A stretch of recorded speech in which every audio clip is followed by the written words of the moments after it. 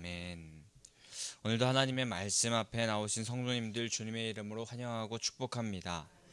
오늘 이 새벽에 그저 겉만, 외면만 보시는 분이 우리 하나님이 아니라 분명 우리의 내면, 중심까지 보시는 분이 하나님이심을 우리가 기억하며 몸과 마음, 정성을 다해 주님 예배하는 성도님들 되시기를 소망합니다. 특별히 마음과 뜻과 힘을 다해 여호와 하나님을 사랑하는 이 새벽의 시간이 되시기를 간절히 소망합니다.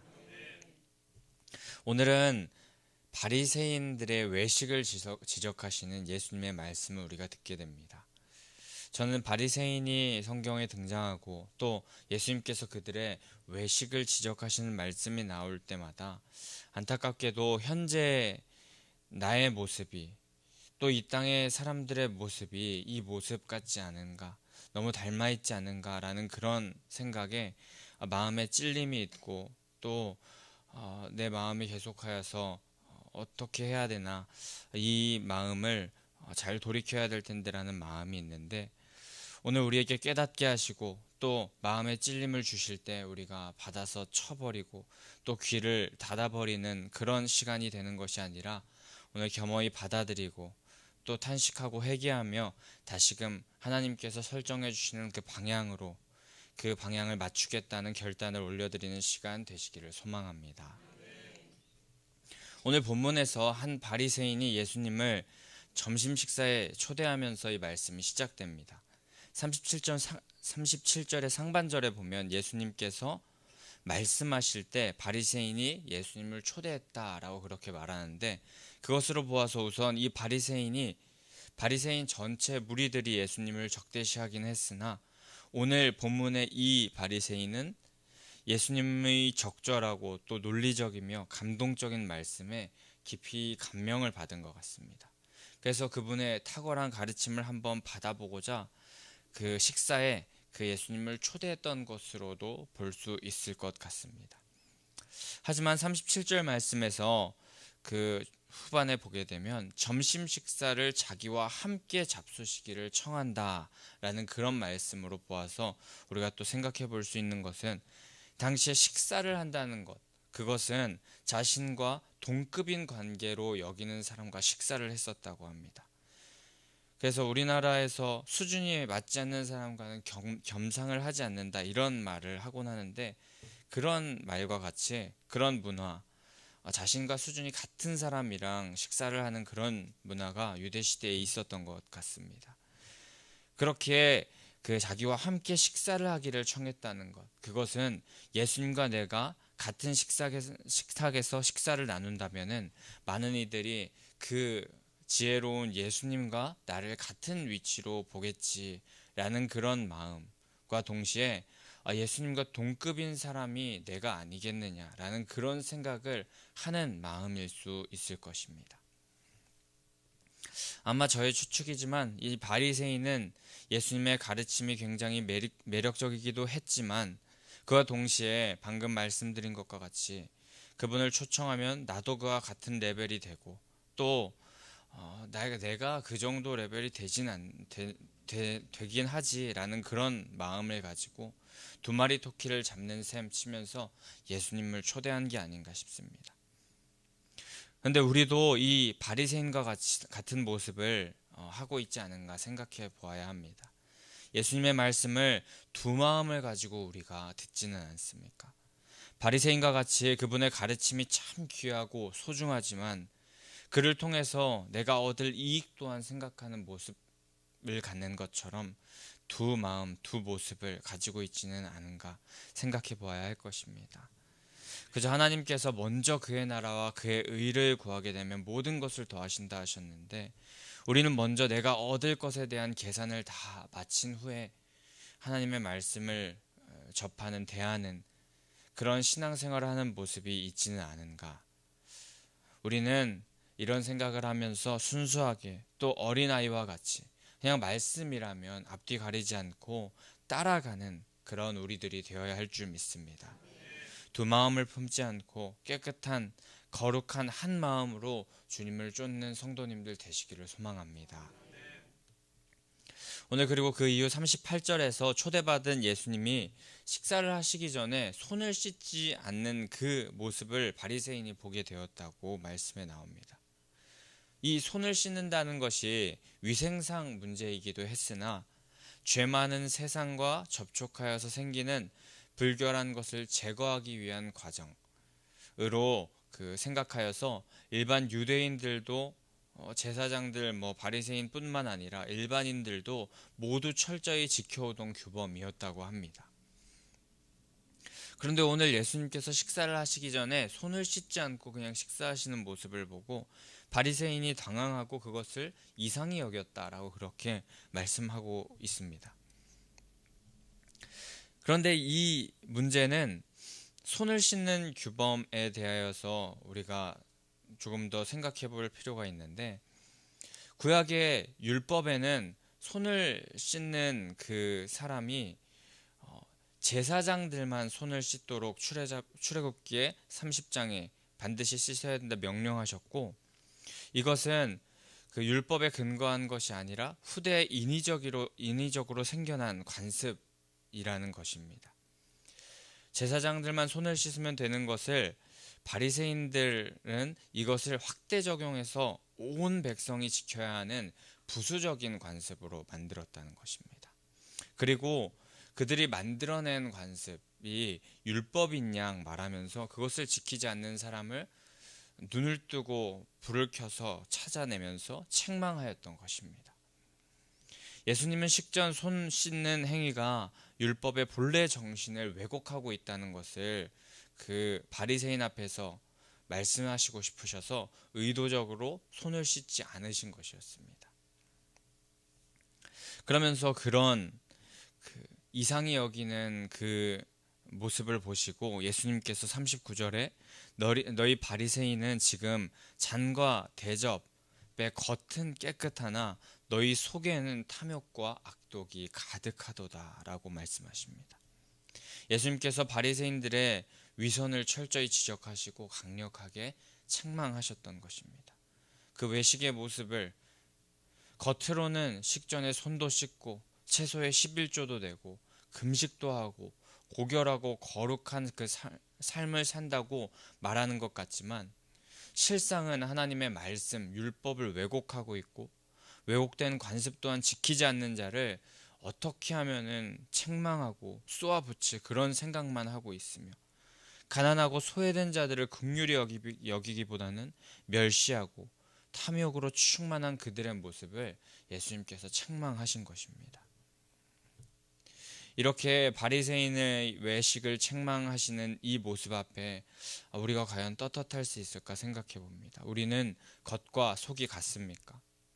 혹시 겉으로는 감사한다고 하고 또 말씀에 아멘하고 손을 들고 찬양하고 교회 예배 시간에 잘 참석하고 교회 봉사도 잘 하지만 우리 속으로는 불평 불만이 가득하고 말씀에 전혀 반응하지 못하고 있고 순종할 생각하지 않고 사람들에게 보이는 신앙생활만 할 뿐 그 마음속에 예수님의 뜻과 전혀 관심 없는 생각과 방향으로 향하는 우리의 모습, 그런 우리의 중심의 모습이 내면 안에 꿈틀거리지는 않습니까?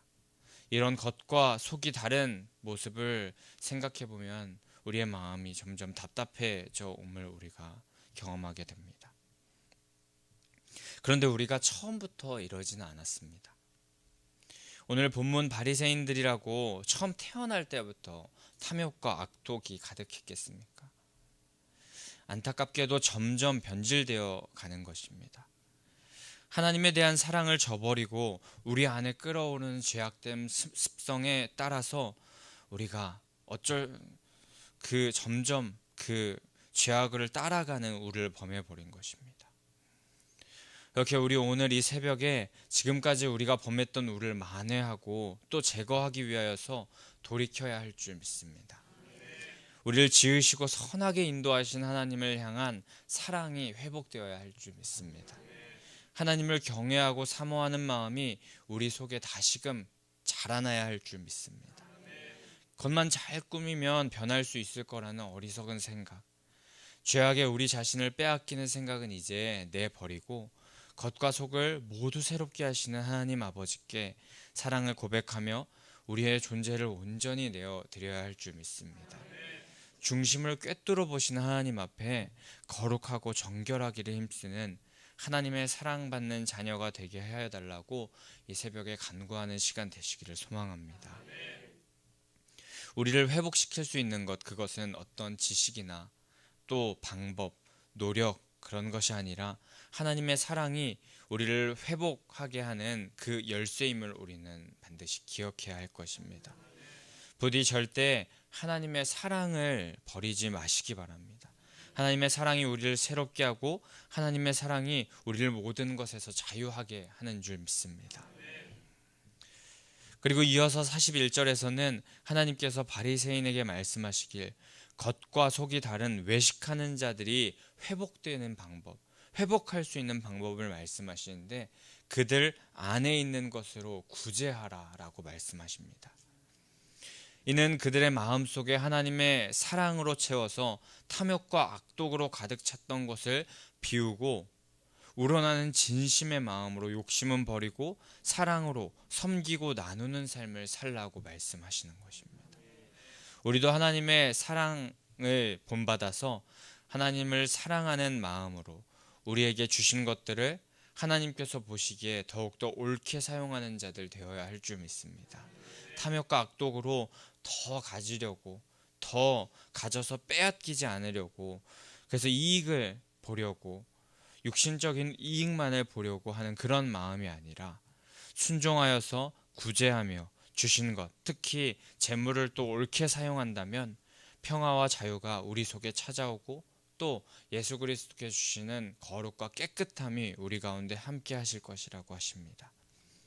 실제적인 예수님의 명령이 이 시간 우리에게 주어지는 것인데 우리 안에 탐욕으로 가득하여서 내 탐욕과 욕심으로 사용되었던 물질들 또 육신적인 것들이 있다면 이 시간 하나님께서 나에게 주신 물질, 재능, 또 능력, 달란트 이것이 어디로 사용되는지 다시 한번 생각해 보시고 우리가 이것을 어디로 사용하는 것이 하나님의 그 지혜로운 그런 방법으로 또 지혜로운 삶으로 사용될 수 있는지 우리가 생각하면서 우리의 가진 것들을 섬기고 나누며 구제할 줄 아는 삶으로 나아가는 성도님들 되시기를 축복합니다.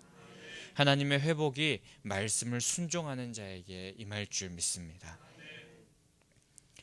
그리고 이제 42절부터는 우리에게 읽기 싫은 그런 부분의 말씀인 것 같은데 화 있을진저 하면서 강력하게 책망하시는 바리새인들을 향한 세 가지 화가 선포됩니다. 지금까지 보았던 바리새인들의 외식 이 모습을 조금 더 강력하게 이 세 절에서 책망하고 계시는 것입니다. 그들은 무게 달기 어려운 향신료까지도 정확하게 재서 11조를 했다고 합니다. 그러나 그들의 마음에 하나님을 향한 사랑이 없었습니다. 회당을 섬긴다는 명목으로 높은 자리에 앉는 것, 인사받는 것을 즐겼지만 하나님을 향한 사랑이 없었습니다. 바리새인들에게 예수님은 평토장한 그 무덤과 같아서 평평한 땅과 같지만 그 속은 무덤과 같다고, 아무리 무덤의 겉면이 아름답고 또 예쁜 꽃을 심어놓고 그렇게 해봤자 무덤은 무덤인 거라고, 그 속에 생기란 전혀 없고 죽음의 기운만이 가득한 무덤이 바리새인들의 실체라고 화 있을진저 하면서 말씀하십니다. 외적으로는 화려해 보일 줄 모르나 외적으로는 멋진 모습이 보일 줄 모르나 그 내면은 썩어 있고 죽어 있고 더럽혀져 있다고 말씀하십니다. 성도님도 오늘 우리에게 바리새인의 외식을 지적하는 말씀만이 우리에게 허락됩니다. 화 있을진저 하시면서 통렬하게 문제를 지적하시는 예수님의 말씀만이 우리 이 새벽에 우리에게 주어졌습니다. 원하기는 저와 여러분 모두 오늘 이 새벽 우리 안에 있는 바리새인들을 드러내기를 소망합니다. 봉사하고 헌금하고 예배하고 겉보기에만 신앙생활 잘하는 것이 하나님의 영광을 드러내는 일이 아님을 기억해야 할 것입니다. 이것이 모두 하나님의 사랑에 기초된 것 안에서 봉사하고 헌금하고 예배하여야지, 이 겉에 이 이후의 것만 집중되어서 우리가 신앙생활 해서는 안 될 것입니다. 우리 안에 있는 바리새인적인 율법주의를 다 깨뜨리고 오늘 하나님 앞에 우리의 탐욕과 악독을 다 내어놓기를 간절히 소망합니다. 하나님은 다 아십니다. 하나님 앞에서 숨길 것이 아무것도 없습니다. 아무리 치장을 잘한다 한들 하나님은 그 속이 회칠한 무덤인 것을 다 아십니다. 제가 설교 초반에 말씀드렸듯이 우리 안에 계속하여서 마음에 찔림이 있을 수 있는데 그것을 덮어두거나 모른 채 하고 귀를 닫아버리지 말자고 했었는데, 안타깝게도 설교를 하며 또 목회를 하겠다고 하는 저조차도 설교를 준비할 때 제 안에 찔림이 너무나도 있었고, 또 지금도 여전히 이렇게 말을 하는 중에도 제 안에 찔림은 여전합니다. 하나님의 뜻과 다르게 살아가는 죄된 본성으로 인하여 제 안에 찔림이 있고 지금 이 순간에도 찔림은 여전히 있습니다. 그런데 혹시 여러분 안에도 바리새인과 같은 모습이 있진 않으시고 또 이 말씀을 들으면서 마음속에 찔림이 있지는 않으십니까? 그러시는 분들은 오늘 이 새벽에 어찌할꼬 탄식하면서 주님께 회개하는 새벽의 시간이 되시기를 소망합니다. 그렇게 탄식하면서 회개하는 자들에게는 예수님께서 분명히 찾아오셔서 죄사함을 허락하여 주실 것이고 성령을 선물로 허락하여 주실 것입니다. 사람들이 나를 어떻게 보느냐, 우리를 어떻게 보는지는 그리 중요하지 않습니다. 나를 꿰뚫어 보시는 주님께서 나를 어떻게 평가하시느냐가 너무나도 중요합니다. 우리 중에 완전하고 깨끗한 사람이 없겠지만 원하기는 여러 유혹과 시련이 있어도 주님을 향한 그 방향을 계속하여서 유지하려고 애쓰고, 죄악이 우리를 잠식하려고 할 때 어찌할꼬 탄식하면서 매일매일 주님 앞에 회개하며 돌이키는 자, 그런 자를 주님께서 기뻐하실 줄 믿습니다. 다윗과 같이 주님의 마음에 합한 자라 여겨주실 줄 믿습니다. 내 속에 정한 마음을 창조하시고 정직한 영을 새롭게 하여 달라고, 나를 주님 앞에서 쫓아내지 마시고 주님의 성령을 거두지 말아 달라고 시편 51편 10절 11절에 고백한 이 다윗과 같이 행할 때에 구원의 즐거움을 우리 가운데 회복시켜 주실 줄 믿습니다. 오늘 이 새벽 구원의 즐거움을 회복받기를 원하시는 분들, 성령의 인도하심을 회복하기를 원하시는 분들, 예수님의 뜻대로 살아가는 삶을 회복하기 원하시는 분들, 하나님 앞에 어찌할꼬 탄식하면서 회개하는 시간 되시기를 소망합니다. 내면의 거룩함과 아름다움을 가꾸어 주실 주님 앞에 나아가시기를 간절히 축복합니다. 그런 성도님들에게 이미 다 이루신 부활의 주님의 능력을 성령께서 깨닫게 하실 줄 믿습니다. 그래서 새로운 생명으로 이 세상 가운데 예수님의 부활의 생명을 전하는 자로 거듭나게 하실 줄 믿습니다. 겉과 속 모두가 거룩하고 깨끗한 참된 제자로 이 새벽에 거듭나는 시간 되시기를 간절히 소망하고 축복합니다. 우리 이 시간에 함께 그러면 274장 찬송하신 후에 함께 기도하면서 나아가는 시간 갖도록 하겠습니다.